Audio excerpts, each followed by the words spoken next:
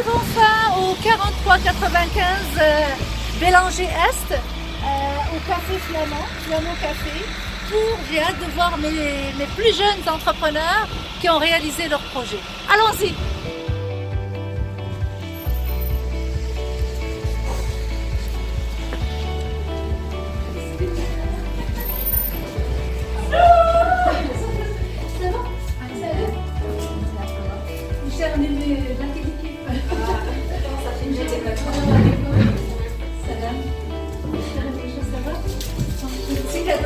Je cherchais un flamand, j'ai pas trouvé le flamand. Alors je te donne ça, c'est du rose ici. C'est très joli chez vous. Ça va, ça va? Salut, mon étudiante. Bravo, félicitations là. On applaudit là, on applaudit là. Ah, je t'ai ramené la promotion, notre monde.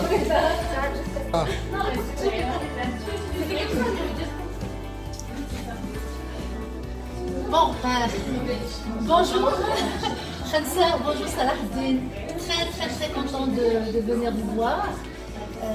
Vous êtes la 22e promotion. On est le 22 février aujourd'hui. Hein. On n'est pas dans la numérologie, mais c'est drôle qu'on est le 22 février. Vous êtes la 22e promotion. Vous avez fait la formation lancement d'une entreprise. Vous avez commencé le 6 novembre 2017 et vous avez fini le 3 février 2018. Et votre projet, il portait sur la création, l'ouverture d'un café, un petit café-restaurant, qui s'appelait Crêpe de Ouf. C'était une crêperie, exactement. Un crêperie. Aujourd'hui, on est à Flamand, au Café Flamand. Qu'est-ce qui explique ce virage-là? En fait, on trouvait que Crêperie, c'était un bon projet, c'était un gros projet, puis on se disait qu'on n'était pas encore prêt pour ouvrir. On voulait vraiment que ça soit un local bien rénové, un grand local, on voulait vraiment bien le faire. On trouvait qu'il faut commencer petit à petit. Absolument. On n'avait pas assez de moyens. Financièrement aussi, comme ça coûte plus cher d'ouvrir une crêperie versus un petit café comme ça de coin. Donc on s'est dit, on commence par pourquoi pas faire un café, surtout que Salah il a de l'expérience dans le café, il a travaillé au Starbucks pendant 4 ans. C'est J'ai génial. une petite expérience. Je me suis dit, vas-y, Pourquoi pas, on se lance. c'est ça, si on l'aurait jamais fait, si on l'aurait jamais dit vas-y on commence, on l'aurait jamais dit. Excellent. Il a bien suivi le cours là, parce qu'un entrepreneur, il faut vraiment qu'il. Dès que tu as l'idée là, tu es prêt, il faut saisir Tu l'occasion. te prépares et tu Oui. penses. Le time to market, il faut vraiment se lancer. Puis je comprends bien que le rêve de la crêperie, il est toujours là, mais Ouais, il est toujours là. c'est juste ça prend l'expérience maintenant pour ce premier projet et tout ça. Non mais c'est fantastique. Et aussi je comprends aussi le facteur financier parce que écoutez, j'ai assisté à votre mariage. Vous êtes mariés, puis vous voulez ouvrir aussi le café, donc c'est vous. Puis on est aussi des jeunes. Moi je suis encore étudiante, je ne travaille pas. Oui. Donc c'est tout à fait normal que le financement pourrait être souvent, mais quand même je vous tire chapeau, je vous salue vraiment pour ça, parce que vous avez quand même pris l'initiative, vous vous êtes lancé. Ce qui d'autres, j'en ai, ça fait 10 ans que je donne la formation, il y en a qui sont encore en train de trébucher pour savoir, et ils ont de bons projets. Donc bravo, vous avez pris le risque. Quand est-ce que vous avez ouvert exactement? Le 2 juillet. Le 2 juillet, donc 2 juillet 2012, c'est bravo, vous avez fini le 3 février, vous avez commencé le 2 juillet. On a commencé avant, pas le 2 juillet. Là, Vous avez commencé avant. aussi. Oui, vous avez préparé avant, bien sûr. On a commencé à préparer en janvier pendant qu'on faisait la formation. On t'avait dit à la fin de la formation qu'on avait finalement switché vers le café, mais vu qu'on avait déjà commencé le plan d'affaires sur une crêperie, donc on a commencé le plan d'affaires sur une crêperie. Vous aviez déjà le local, vous l'aviez trouvé déjà, vous avez la main sur le local. Dès qu'on a fini la formation, on avait trouvé le local. Ouais, ça c'est On s'est important. dit, vas-y, on a commencé à travailler, rénover, tu vois, tu sais, ça prend du Ça temps. prend là. du temps à rénover et tout. Moi, je m'en viens justement à la décoration, c'est qui a eu l'idée? C'est toi, Khansa? Tout le monde dit que c'est moi, mais c'est vraiment les deux. ouais. C'est les deux, c'est génial, j'aime bien parce que Flamand, vous avez la thématique, elle est vraiment belle. Puis le café, il est tellement beau, c'est un petit café, mais c'est le genre de, Moi, j'ai pas filmé. c'est le genre de Non, café. tu peux. Ah. Parce que là, il y a... Alors vraiment c'est un beau café et c'est le genre de café où personnellement je viendrai. Parce que moi j'ai de la difficulté à trouver de bons cafés à Montréal. Tu sais, le Tim Hortons, le Starbucks, en tout cas ça ne m'intéresse pas. Mais ça c'est vraiment un bon petit café qui est cosy comme on dit, on sent la chaleur, il y a beaucoup d'amour qui est là-dedans, mais vraiment bravo. Et vraiment moi je souhaite que vous allez continuer là-dedans et que vous pouvez développer encore davantage. Donc vous êtes juillet, vous avez ouvert. Est-ce que c'est un projet familial, hein? Vous n'êtes pas en partenariat avec d'autres? Non, on a ouvert moi et ma femme. Toi et ta femme, bravo. Parce que vous savez, les partenariats aussi. C'est sûr que la famille nous a beaucoup aidés financièrement, La famille. prêté de l'argent. Le love money, hein, capital amical, tout ça, la famille. Mais pourquoi je vous pose la question si vous avez des partenaires? Parce que, surtout dans le domaine de la restauration et tout ça, il faut vraiment bien, dans tout, choisir le partenaire. Très important. Parce que, vous l'avez dit, c'est de longues heures de travail. Donc, parfois, si on n'a pas bien clarifié ça et tout, ça pourrait être problématique à un certain moment. Est-ce que vous avez, par exemple, vous avez eu recours à un mentor, à quelqu'un qui a déjà un café, qui vous a conseillé? Non, c'est lui. On a posé. Il a déjà l'expérience. Ouais, lui, il a déjà. Ouais, mais tu sais, des fois, tu trouves pas les bonnes personnes qui vont venir t'aider. Oui. Mais T'es on obligé était d'aller aussi- chercher toi-même. On tu sais, était des aussi fois- gênés de comme parler. Comme on allait dans des cafés, mais on était gênés de demander des Mais questions. c'est pas quand t'es gêné, c'est que tu sais que la personne, c'est juste un employé ou quelqu'un qui va pas vraiment te donner la bonne. Mais des fois, tu te rappelles, quand Ouais, on est on parti avait demandé à WC, quelqu'un, ouais. Je suis parti, j'ai vu un monsieur là, je savais que qu'il était propriétaire, fait que je suis parti, je me suis lancé, je lui ai dit comment, genre, est-ce que c'est facile, est-ce que tu peux me donner de l'aide ou quelque chose, puis il m'a Il aidé. nous a un peu. donné des Il m'a conseils. donné C'est bien, des vous, Il nous a donné des contacts. Oui. Ouais, exact. Vous vous souvenez dans le cours, vous avez fait dans le module 4 une étude de la concurrence. Il y a des concurrents qui peuvent être ouverts pour vous aider. Ouais. Vous n'êtes pas obligé de leur dire je vais ouvrir un café, mais ils Exact. peuvent vous donner de l'information, ça les Le valorise aussi. propriétaire de café à Amistad. Ouais. Ah, mais ça, ouais. Oui, mais ça, on n'a pas demandé d'aide. C'est vraiment lui, quand il en veut, il est venu. Il est venu me voir, puis c'est ça, moi au début je croyais que genre, je voulais pas lui dire mais c'était un café. Je me suis dit non, je vais pas lui dire, je vais attendre que j'ouvre et tout. Mais dès qu'il y a su que j'ai ouvert, il est venu me voir, il m'a aidé, puis il arrête pas de m'aider jusqu'à maintenant. Ok. Donc, Ok, ouais, c'est parfait ça. Vous l'avez vu d'ailleurs dans le cours, il ne faut jamais hésiter d'aller chercher de l'aide ouais, oui. parce qu'on ne peut pas tout savoir et puis parfois avoir un mentor, c'est très important parce que vous pouvez avoir une décision à prendre tout de suite, une problématique, vous ne savez pas, et vous êtes jeune aussi, même si tu as 4 ans d'expérience dans le café, tout ça, c'est toujours bon de ne pas être gêné, ou c'est toujours bon d'aller chercher des ressources et tout ça. Ça aide énormément. Donc, étant des jeunes promoteurs, parce que vous êtes jeunes, est-ce que vous avez pu bénéficier de certaines subventions? Parce qu'il y a plusieurs programmes de subventions ici quand même au Québec. Non, pas vraiment. C'est pas vrai ça. Hein? Il y a C'est pas pas de- vrai. On n'a pas comme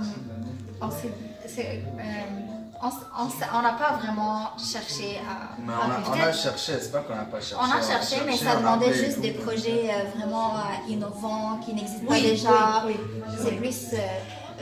Je sais, il y a des subventions et les CEDEF par exemple et les CLD qui ont des enveloppes budgétaires énormes dans des centaines de milliers de dollars et ils font des concours pour les jeunes promoteurs et c'est vrai que c'est très sélectif. Ça prend par exemple, il faut se démarquer, il faut un projet. Moi je trouve que c'est vraiment bon. C'est culturel aussi parce que j'ai vu que vous avez une bibliothèque. Donc moi je trouve que c'est une idée géniale à encourager parce que ça redynamise aussi le quartier.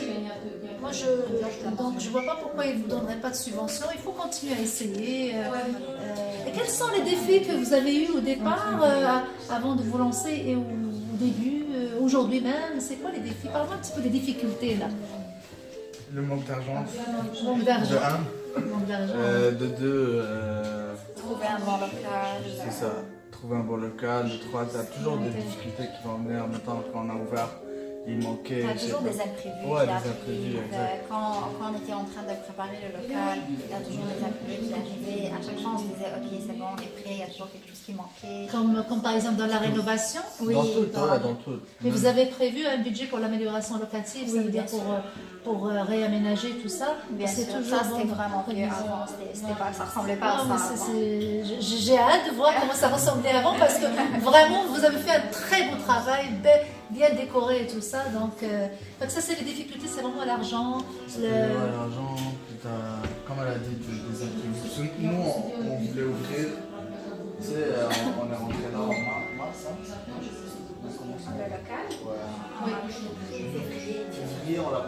Oui. En mars.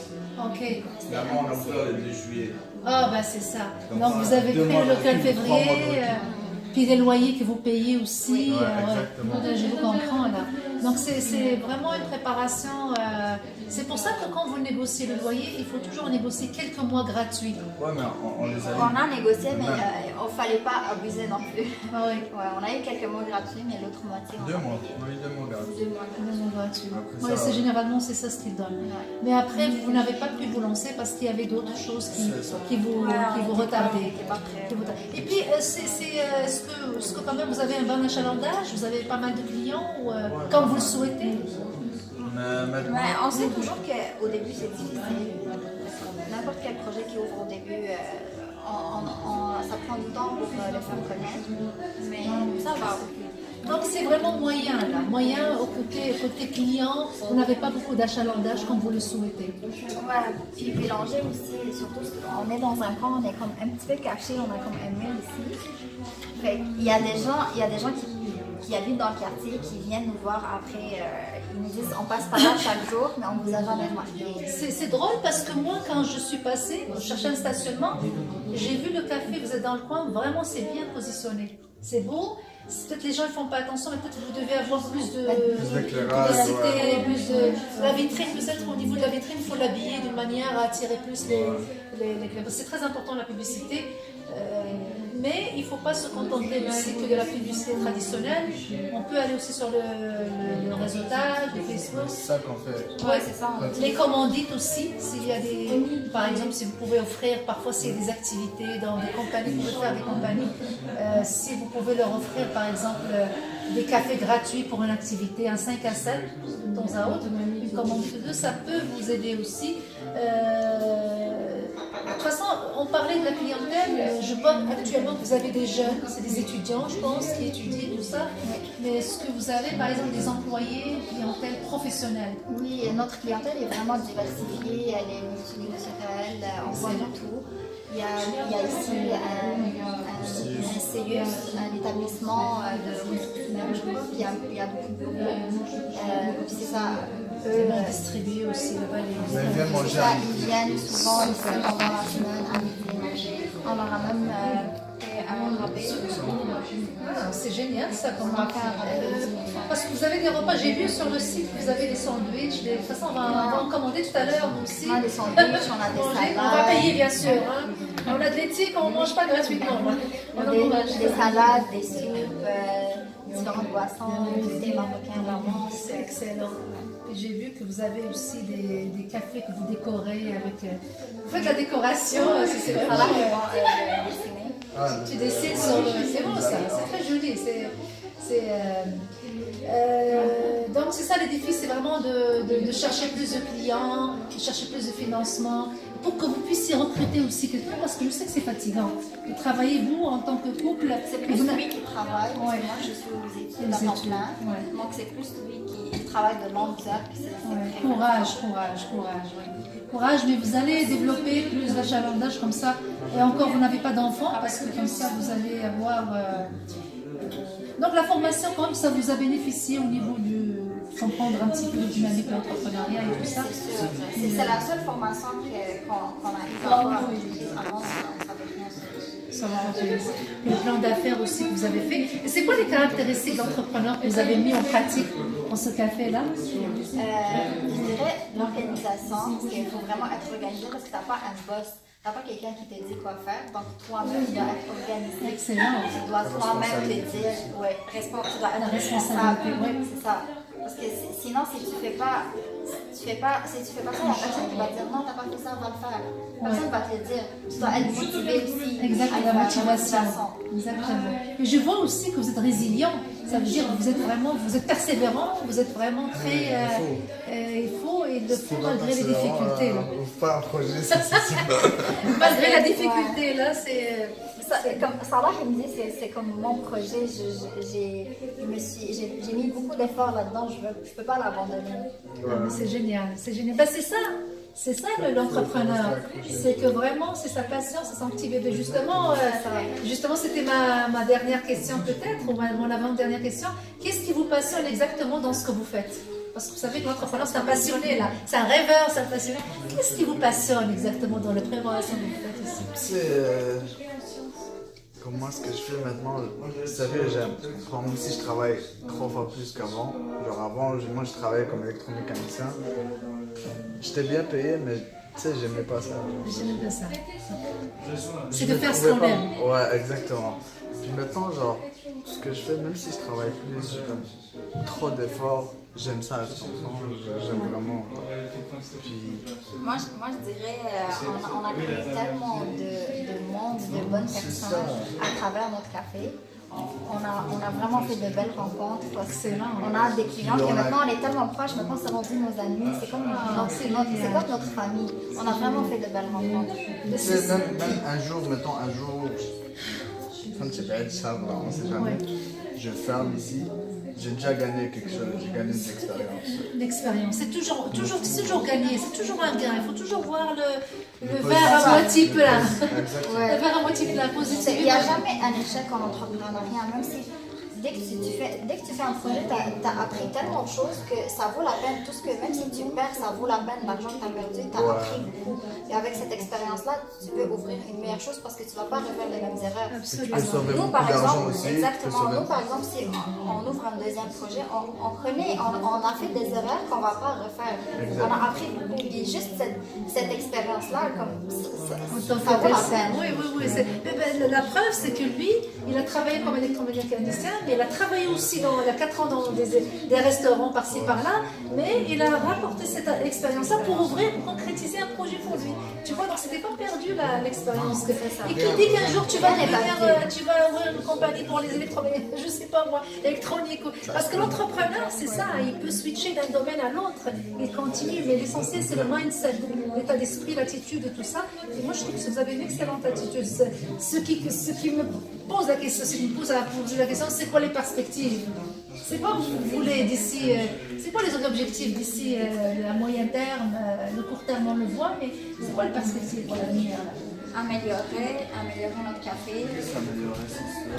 C'est déjà bon là. On Il faut aller chercher plus de clientèle. Continuer à s'améliorer, chercher enrichir plus de le clientèle.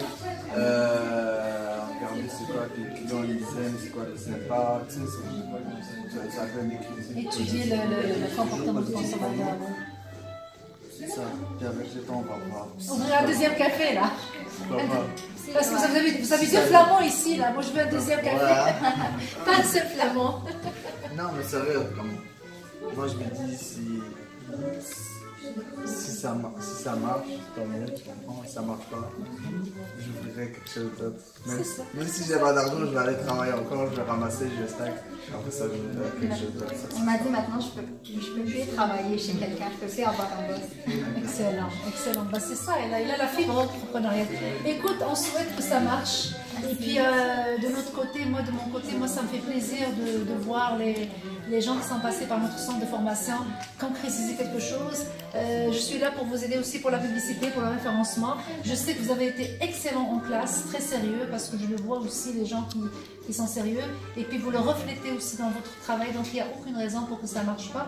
On va souhaiter que vous aurez les subventions, que le gouvernement aide plus les jeunes aussi qui sont sérieux. Merci de m'avoir reçu aujourd'hui. C'est très, très, très